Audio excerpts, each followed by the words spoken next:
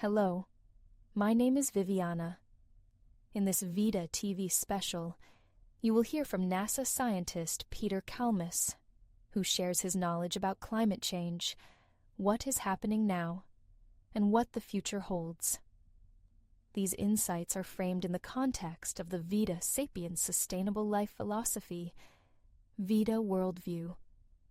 Please enjoy and learn from this Vita TV special broadcast.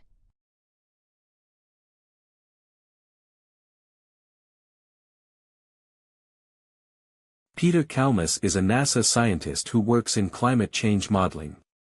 He is renowned not only for his scientific work but also for his climate activism and as a spokesperson who helps translate climate science into layman's language. In this interview with Rob Dietz from the Crazy Town podcast, Peter Kalmus shares some insights into the world today and what we can expect for the future. I think in the next 4 years, we're going to see stuff that probably makes the LA fires look fairly small and benign in comparison. Wouldn't surprise me at all. It's a random process. It's like popcorn popping. So I don't know if we'll get a pop that big in the next 4 years, but it feels like it's likely to me because every year it's getting hotter.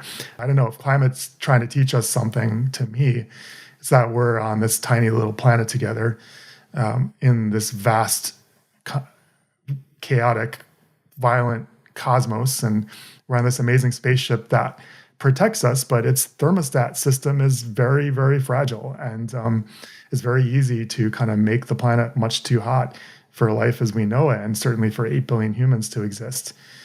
Did you hear that? We are on this tiny little planet together in this vast chaotic, violent cosmos, and it has a delicate temperature control system, and it's easy to make the planet too hot for life to exist. A rational, right-thinking civilization would honor that temperature control system by maintaining a healthy ecosystem and avoiding the release of heat-trapping gases to the atmosphere. Unfortunately, our civilization is not yet that enlightened. Peter Kalmus continues. I don't think it's likely that we will have an Amazon rainforest for much longer. It's not clear to me how that's going to play out, but I feel that it's likely in our lifetimes that we will see kind of a complete end to the Amazon rainforest. That is kind of a horror movie, sort of like cosmic proportions, right? Like we don't know of any other life in the universe. And the kind of richest place of biodiversity on the only planet we know to have life is in the process right now of being irreversibly lost. That is cosmic level tragedy, but it's very easy for me to imagine all of humanity and most individuals just taking that in stride and being like, oh, well, I guess maybe now we can raise more beef down there, or like we can, those pesky trees and animals and birds and insects, we can just grow soybeans instead. Just ponder that idea for a few moments as it goes to the very heart of Vita Sapien philosophy. The most biodiverse part of the universe known to science is dying due to human actions. And yet most people will just shrug and maybe even think that's a good thing because hamburgers might get cheaper. We live in an unconscious civilization that is heading for the abyss. You see, it is not just the Amazon that is on the way out through climate change, but also the Great Barrier Reef, and many other invaluable ecosystems that keep the biosphere intact. Vita Sapien organization was founded to prevent the collapse of the global ecosystem by fostering a sustainable life philosophy called Vita Worldview. Vita Worldview fuses ecoscience with eco-spirituality to create a path to survive the 21st century and thrive beyond. Peter Kalmus helps us understand why we need such a philosophy.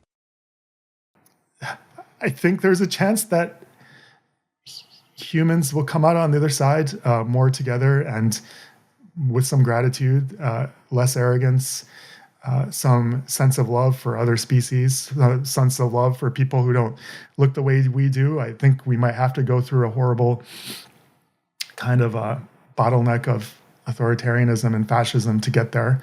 I hope we don't, but things aren't looking great right now. But I like to think we come out the other side and we've learned and we've grown as a species.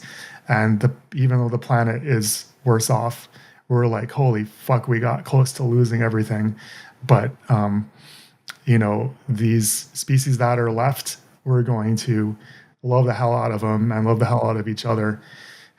So I don't know, that's my vision. I don't hold on to trying to go back to the old normal, I guess. Right. Things are going to change radically. And the sooner you can let go of that and the sooner you can start developing mutual aid and kind of being out there in the world with real people, I think that's the way forward. But I think it's going to be a rocky, a bumpy ride. And I don't think there's any way around that at this point.